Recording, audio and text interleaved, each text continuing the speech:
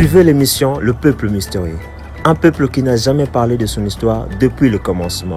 Mais quelle est son histoire et pourquoi maintenant? Parce que nous croyons que la récite de l'homme noir est cachée dans son histoire. Retrouvons notre histoire, nous épaterons le monde. Abonnez-vous sur notre chaîne YouTube Bangolé TV pour suivre nos prochaines émissions.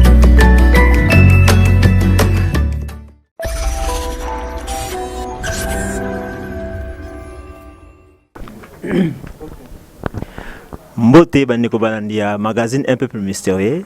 Esengo makasi lisusu komona bino ndenge boza fidèle ya kolanda émission na bino. Lelo biso pe toza lisusu na esengo komona bino. Alors boyebi bino nyonso, ça fait déjà un temps que Monsieur Zoleka un peu plus mystérieux Zoleka déjà trop na chaîne Oyo Pôle Nord. Alors lelo toyo kobeta moi ma solo. Ayambi invité té mais aza mukolo plateau. Alors tu robeta nemo masolo mo mike concernant l'émission et puis ma camion se ndenge zo se dérouler.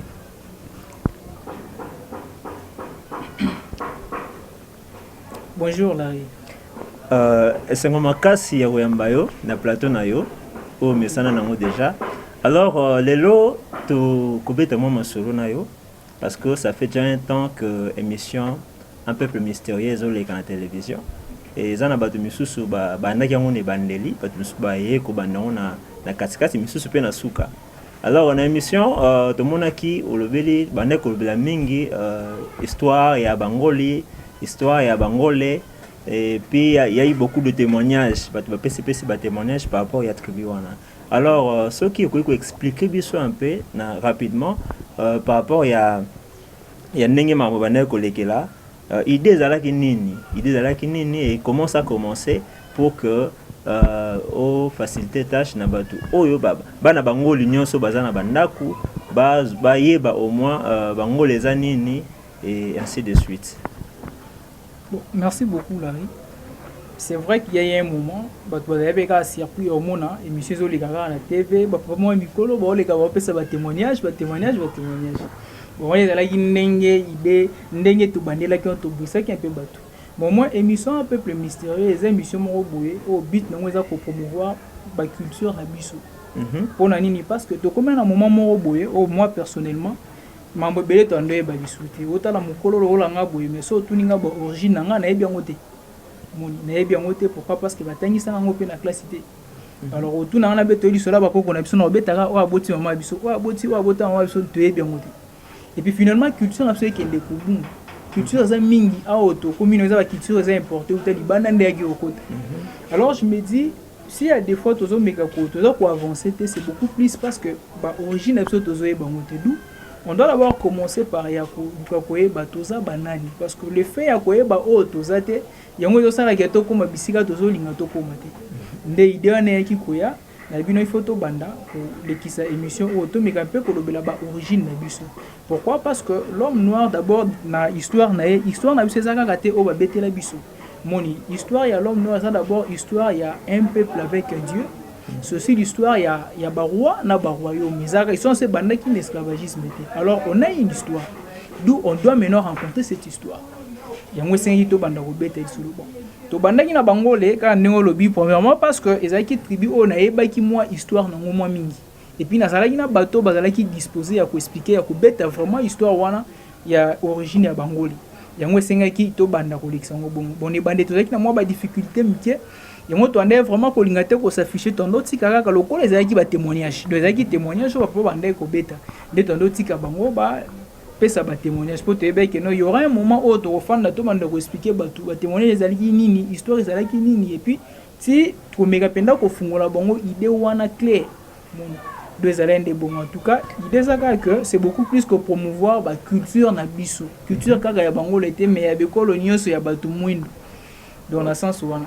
Ok, qu'on promouvoir culture. En tout cas, c'est une très bonne idée. Va te belé, va communiquer dans les réseaux sociaux, va message vraiment il y a qui de partout. En tout cas, idée c'est intéressante. Alors, Bangoli, Bangoli les a peuple mystérieux, bizarre, compliqué, salement.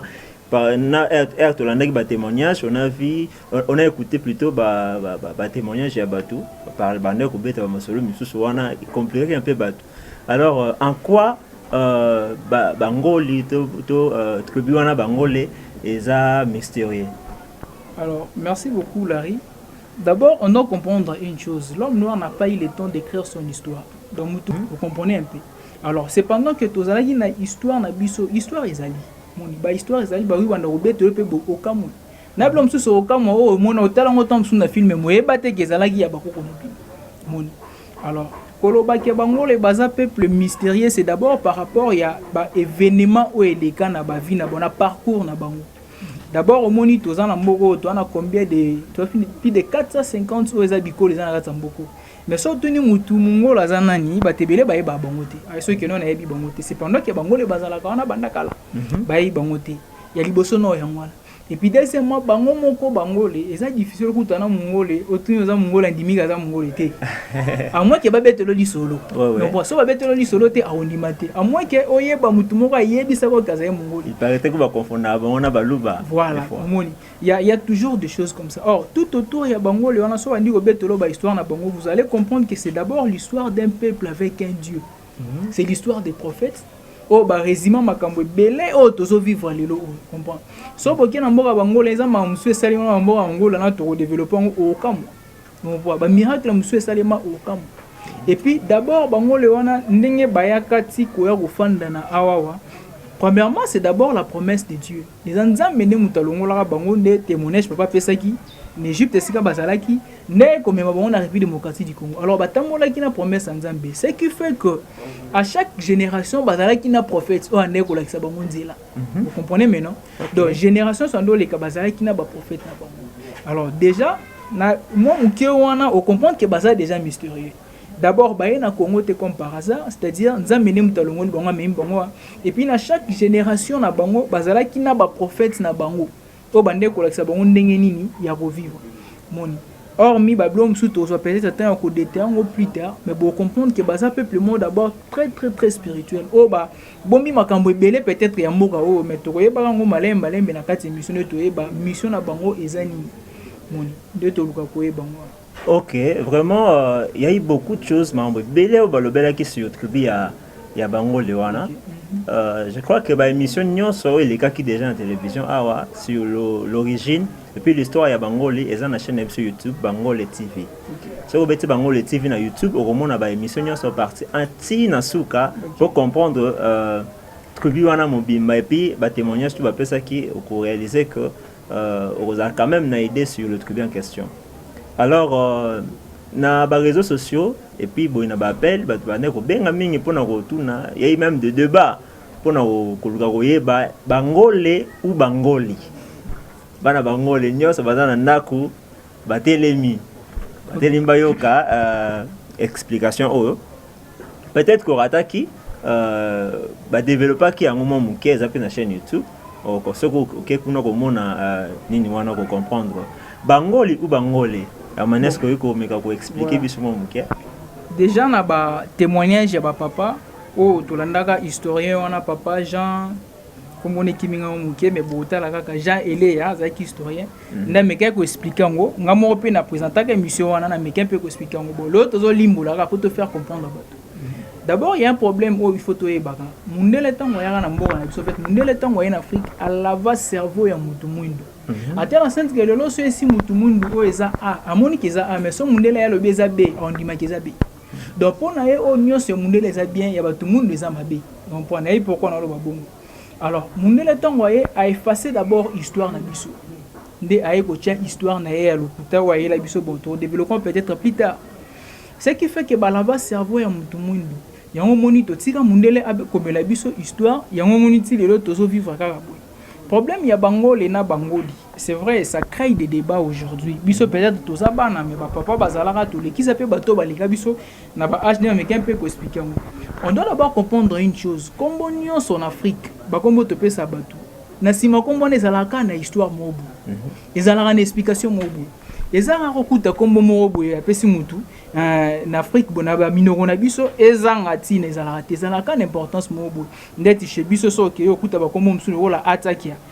omona engolo ba donc akendaka azonga donc histoire mobimezana na kati wana so tuni engolo bani ba ko expliquer rapidement moni ba kombo ezebele omona susu o ba ke no kiolozi do sala ya robombana donc c'est-à-dire histoire mo ezana na kati wana ce qui fait que voir même ba kombo ya bamboka ba kombo ya ba tribu ezana ba histoire mo ebombana wana alors kombo ya bangoli ka nde papa lobaki nga nazo meke mpe ko expliquer ngo rapidement soko bengi mutu mongoli ça n'a pas mongoli obengi mutaza mongoli so c'est apeso explication na explication ezate ayeso ezana kikongo mezana kikongo te poso ezana kikongo faut lobelo moko alors erreur ezanini erreur ezaka que non mundela tango ye akomi kokoma bakombo na biso na ndenge na ye ce qui fait que bakombo ya bato ebele changer ba forme moni pour na nini mundele akomongo ye bi muno wonote akoma kaka ndenge ayoke jongo entre tona bakombo bamboka ebele lelo voir même bamboka na biso moko tantolo ba bulwem l'autre tanga ngo bulwem mais zaki bulwem te eza boa lungu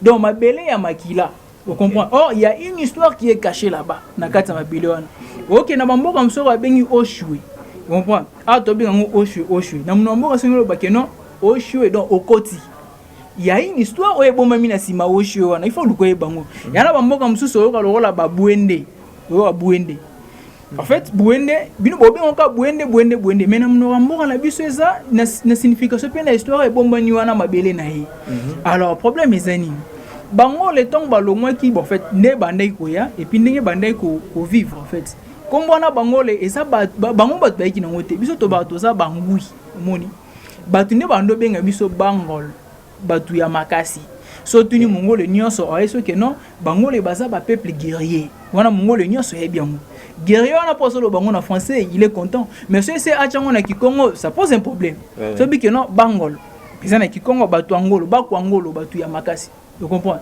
eza ndenge batu bande ko benga biso bongo alors ko benga wana nde etikala batu mo benga bangole alors batu batangi classe moins mingi donc baye na mundele ba changer ba komi bangoli en fait ba bengi tribu wana tribingoli or solo bingoli en réalité ça n'a pas de sens ils ont une explication moroté tu comprends mais solo bi bangole on sait que non bangole wana eza dimdon mo ezo bimana kati wana eza ngol bato makasi eza déformation ya mo tu comprends tiko c'est ce qui fait que yango mona kati lelo bato benga biso bangole bato yenso bangole mais il y a aussi d'autres personnes qui bien à bangoli parce que na mikanda ya l'état ba comment bangoli mais solo bi ba solo ni bangoli eza na signification té mais solo bi bangole quand même histoire ezali vous comprenez Siko c'est beaucoup plus na sens wana alors biso to ngokende vraiment na polémique wana té ozala mongoli chez nous ça représente eloko moko vous comprenez donc na vraiment pour ça la différence wana teza eloko moko alors ba tebele ba biso na kombo ya bangoli wana yango en tout cas batu mingi bazo mono dirait que bozo boma lorsque bozo lobela bangole au lieu de bangoli alors nini ko koloba par là bon koloba ke tozo boma bon là je sais pas trop hein mais o eza sûr ezaka que et là on est tolingi bien que bobenga no bangoli ne bo c'est mais faut boya pe histoire wana comme wana utaki wapi alors smuto ebi histoire wana que non e uti na bangol. Donc c'est normal ba benga mutu mongolais soit mutu mongolais a ko se déranger te bon le rôle à l'état comment biso to longola ngote ezana ngo bangoli mais le rôle benga mongoli yeba ke so benga nsupe mongolais ezaka eloko moko d'ailleurs histoire ezala ki boy donc souci na ces années ko la surtout histoire o ebomba mina sima ya kombo wana tito koma na bangoli wana ndenge na espionne c'est mutu nyoso ayo ki dombala sima ba ko déranger biso te mais ouais telle chaîne ya Bangole TV en tout cas on est beaucoup plus pour na bien on stratégie ya business quoi on est dans un business c'est normal pour tenir biso regarder ils ont un business de tozo sala c'est beaucoup plus dans sens où on a mis à te que to ko boma to sa bolo monter en tout cas pour na bat nyoso oyo barataki bokene na chaîne YouTube na biso Bangole TV beti na YouTube Bangole TV au mona ba témoignage nyoso de à histoire et makamuto bazo bela awa ezana kati kuna na retrouvons nyoso na kati kuna comme ça pour comprendre mieux lorsque historien wana azo bela sur Bangole ou Bangoli ne ko comprendre et puis ba débat et vous en ngo susute parce que loko mo débat ezate nenge askabti ko ba awa eza juste pour comprendre histoire où eza caché derrière bakombo. Alors émission un peu plus mystérieuse, les émissions est bandit depuis 2021. OK. 2021 est bandit et tinde to komi na tang oyo. Alors certainement les a locaux bazo sala et la difficulté à la rater. Tout de suite là HK a développé ko epsa biso ba difficulté za nini parce que peut-être que yo ozana ndako ozana posa ya ko bakisa moi coup de pierre ya ko chaper soutien na yo directement awa tozo meka ko epsa ba difficulté za nini et puis ti siko ba difficulté eza nini pour yo muto zona biso au porter en plus na émission o. Bon, d'abord, émission autant to lancer Kiongo, moi personnellement, idée d'aller écouter Bandoligana TV. Parce que tu as tout vraiment en internet. Et les gars en internet, na YouTube et puis tout ça, réseaux sociaux ni soir. Mais pareil, moment to mon a que non bon, tu bana ba difficulté moi mingi ya poser l'internet, tu bigambo na biso ndenge zala.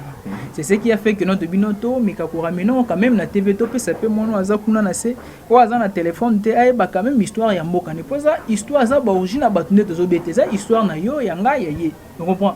Donc to pe ça mne so possibilité na mo. Yango mona yimde to ay ko liga na TV ba ko liga na TV za mbongo za makambo belé, ce qui fait que jusque là to za na mututé au penda za ko pour soutenir biso to boité mais quand même 2 ou 3 personnes bazali o baza ko aider biso na moi ba moyen na bango ya mikie omoni projet ça vraiment munene parce que tu na projet ça vraiment munene parce que tous appels a besoin ya ko kita ko tambola na bamboka wana net histoire o ba betela batu ya singamo na mboka bango le utara likolo bo bande ko diembela dans l'espace singango ekatane ko ya tout ça il faut to comme petit kuna to filmer batu ba mona pe singango ezani parce que tozo betaka ma solo dans les vides tondo c'est la raté papa lui utara mboka et a bete son sauté biso pe photo kende poto vivre bloc wana alors nyo sona ça demande de l'argent pour les Canada TV ça demande de l'argent ya moni tozo senga batu nyo so wa miter malamu o bana poso ko soutenir evre o ba numéro na biso za ngwana bo za nango ba million te mo muke o za nango na ndambo biso be to za nango to ko sangisa nde ko ede biso to kende biso en tout cas ba difficulté za ki mingi ya bo moni to za na stabilité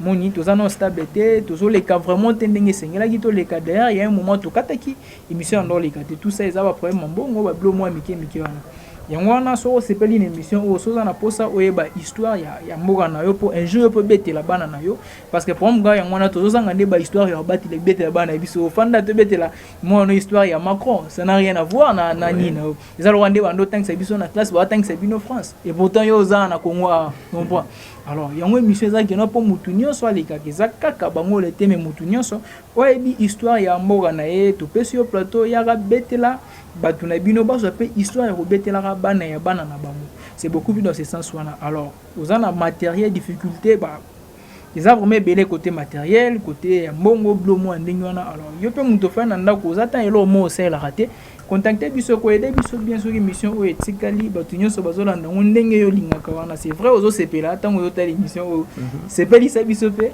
PCB batu musu pe chance ya ko sepela tango ba bazota la émission c'est beaucoup plus dans sens wana. En tout cas,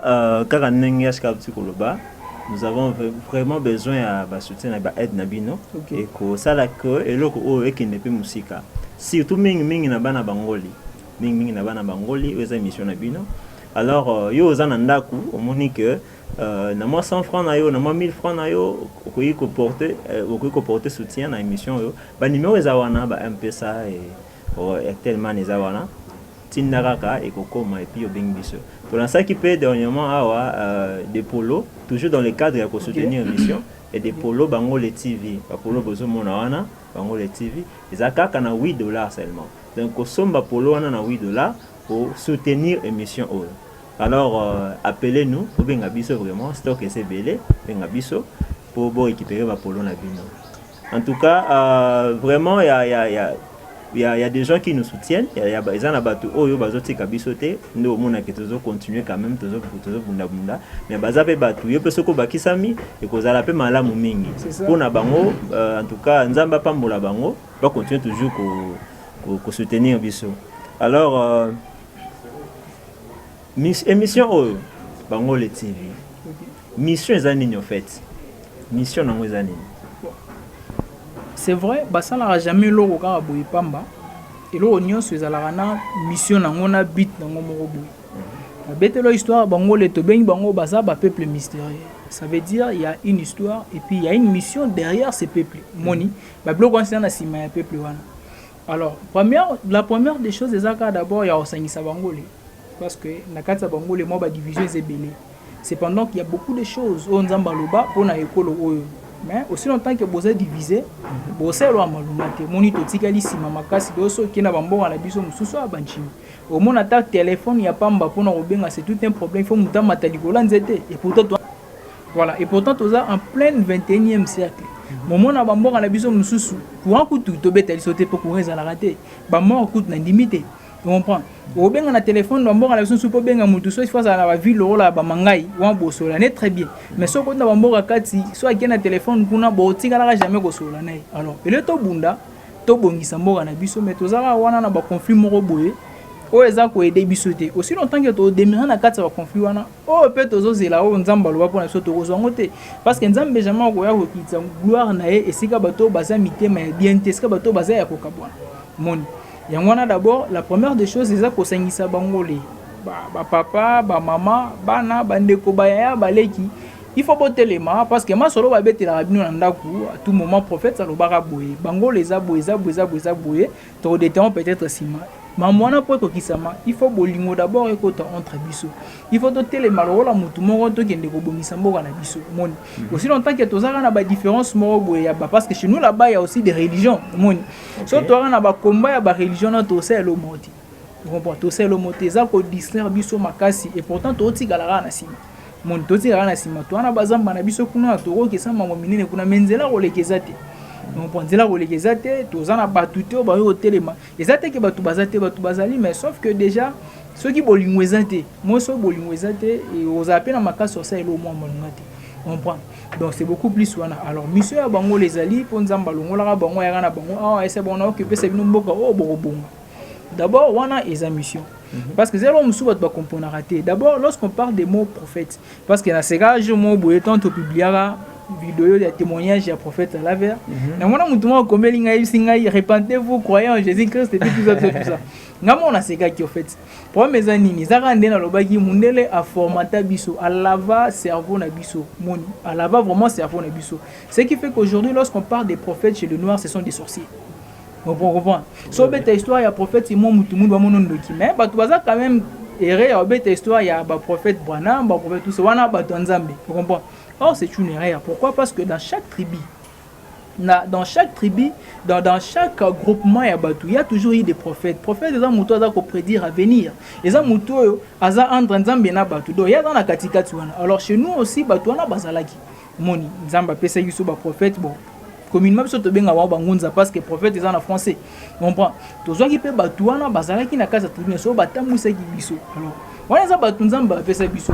Et puis makambu baloba yango to mona ngo lelo. No président ngo lo bomba te o nyonso to vivre na mboka na biso oyo za bilo ba prophète na biso baloba. On comprend. Yango to vivre alors tant to beta histoire ba prophète so pesa pona la gisa yo ke no mama Nzambe e bandi na époque coloniale te. Nzamba bandaki avant mundela yo kuta Nzambe awa. So pe o chetembe la nara histoire ya témoignage ya Léopold D. Alors betelo histoire où tu bien ko expliquer bien. Donc mundela kuta Nzambe awa. Donc pour ça le rôle chez nous to benga Nzambe na muno so benga Nzambe punga ndiam.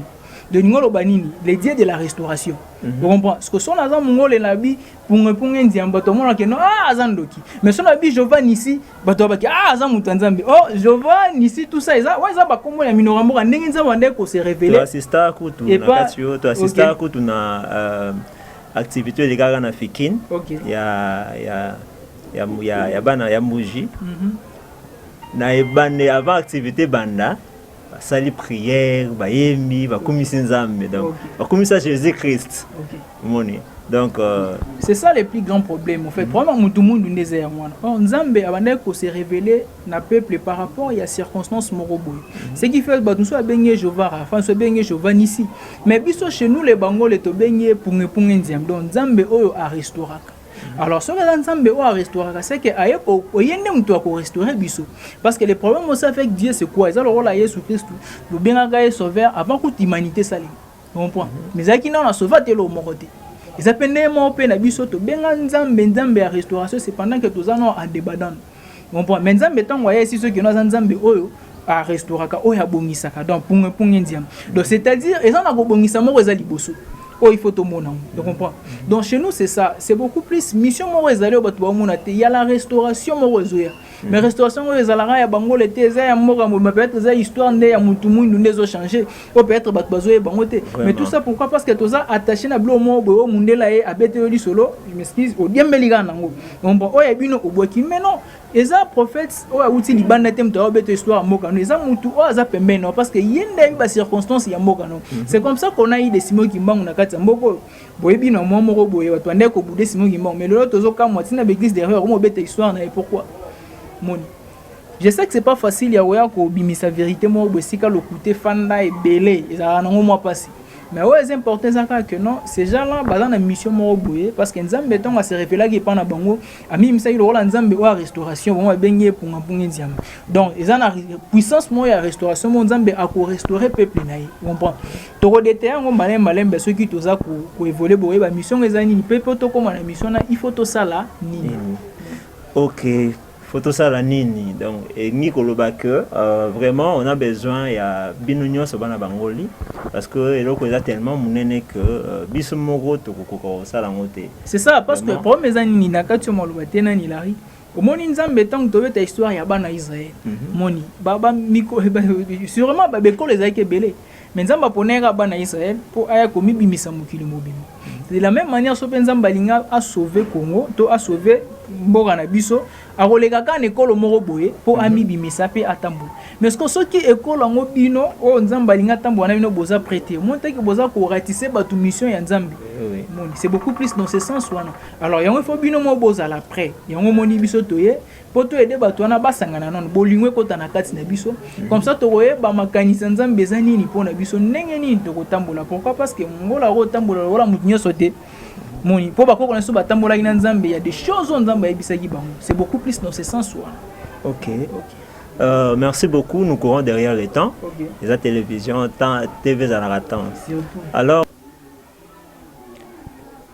ndenge ka to ba TV za li temps za minutes alors on a vu que par rapport à nyonso uti ko lobama awa certainement na bandako bozana ba question belé à reposer ba question bon ils a permis à ko poser ba question na ba numéro eza wana poser question na yo ou soit landi biso na ba page na biso réseaux sociaux Facebook na YouTube kuna pe moyen possibilité à poser ba question ezali alors car on est au bas une bandeli eza émission moko culturelle c'est-à-dire tozo bela ba origine ba tribu yo ozana ndaku olingi po leka o lobela tribu na yo ozana connaissance moko sur tribu na yo okokomela biso soit bengi biso numéro eza wana to ko organiser yango photo baneni to ko sala en tout cas merci beaucoup pour na bino nyonso bozo za la fidèle na émission o bozo na biso en tout cas bana bangoli merci beaucoup et puis ba réaction na bino na ba compte na biso ba réseaux sociaux na page na biso Instagram Facebook et YouTube et ça la biso bien continuez de nous motiver de cette manière et pour na biso ko za une force alors na émission oyo un peu plus mystérieux to lancer qui rubrique mo boye pasteur je veux savoir. Alors beaucoup de gens posaient des questions pour savoir ezanini pasteur je veux savoir ndenge to lobaka que la culture est aussi liée à la religion. Raison pour laquelle to lancer qui rubrique wana ya pasteur je veux savoir. C'est quoi pasteur je veux savoir? En fait, les rubriques Oyo, premièrement pour na nouveaux croyants, Oyo sont bayambi bandimeli nzambe. Oyibi ndenge za kaka, ondimeli nzambe sika, il y a beaucoup de questions ezala na mutu. Peut-être que na église locale ozali au commun nukunate et puis tu trouves peut-être pas moyen de poser question te. Alors voilà, né en te lancer qui rubrique Oyo. Comment ça fonctionne? Premièrement, yo ozu question na yo okomi yango na ba numéro eza wana za WhatsApp ou soit na page na biso ya Facebook okomi page ezali pasteur je veux savoir okomi question na yo otindeli biso toko lekisa pasteur moko toko choisir pasteur moko akoleka ako répondre na question na yo pasteur je veux savoir eza émission oyo ezopermettre na yo mutu oza na ndako na yo mutu oza na baquestion oza na bapoint noir ya kozwa lumière na bapoint noir na yo et comprendre. Mais aussi c'est dans le cadre d'évangéliser et gagner les âmes et na enseigner. Non, na enseigner. Alors posez vos questions, envoyez-nous vos questions dans WhatsApp. N'oubliez pas de mentionner ba combo parce que on préciser na ba combo ba poser ba question. Et vraiment par rapport à l'émission un peu plus mystérieux, nous avons besoin de soutien, besoin de partenaires. Vraiment besoin d'aller à ba partenaires pour notre émission. Nous avons pour ça ya na sima awa, na pour ça na cha vraiment logo mo ya munene awa, ya produit na yo, produit na bino et les awa et aussi et ce que vous appelez na pour ça tout le bela ilo no quelconque activité na yo, structure na yo, contactez biso. Nous sommes là, numéro na biso est juste on affiché, bengi biso pe to ko solo là. Et là grave ezate. Alors nous sommes déjà à la fin, ninga ba TV attend. Je sais que vous êtes toujours en Abisso. Alors, nous allons nous séparer rapidement avec Herman. Il y a une la awa, mais le long on a MBA. Alors, Aska, très content de te recevoir dans la plateau. Je suis nini pour nabana bango le tout bazola na biso, batu nyonso banana un peu plus mystérieux. Voilà. D'abord, na remercie un peu pour se présenter ningi za la raga.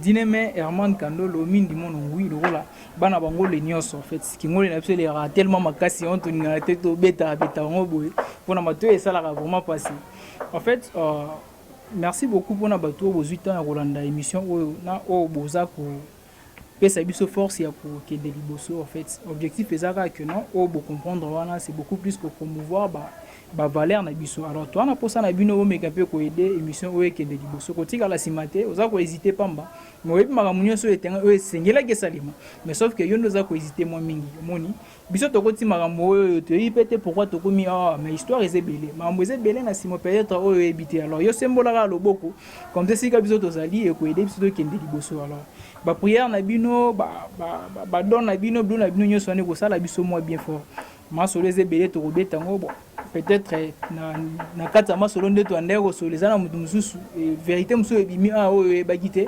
bolimbisi peut-être aussi vérité wana brutal mais mi pesa temps na émission tozotin ko détailler lo vérité wana ndenge ezalaka pour comprendre o biso to comprendre o mais biso na plateau o eche biso liboso ya caméra lelo donc beaucoup plus wana. Alors rapidement na ko pesa mbote na batu nyoso ba soutenir biso wana na moni ve na président Kandolo Kaseme, na moni papa Maé les champions, na moni famille Maé les Mobimba, na moni Kandolo Noa, na moni Jerez Mangoi, papa na Leslie Mangoi, na moni batu nyoso baza tout autour na biso na simabilili toza na Gautier Yokadi, ozo sala ke po mona nyoso ozo mona oyo et ngamoko nazaya ko présenter lisusu te ndeto baraka na bandelo na mboka na biso Dineme Kandolo Herman mwana Kandolo Iche. Peut-être oyebagite mais siko ndo oyebi. Donc juste ça. Merci beaucoup to Kaboni Awa ngai komunangi dala kilari ezali Larry Ponzo nga dala nga mingi na sima na sima ya ba page et tout. Alors merci Nabino pour la fidélité. Tous là ba appel Nabino, tous là ba soutien Nabino. Moto nangezo kenera pa mutu moko et pas ya ma mère, ma sœur Kimbuta, moto na ebele. Et puis Gautier Okadi et Batunyo Sobani Rabiso, que Dieu vous bénisse. Okay.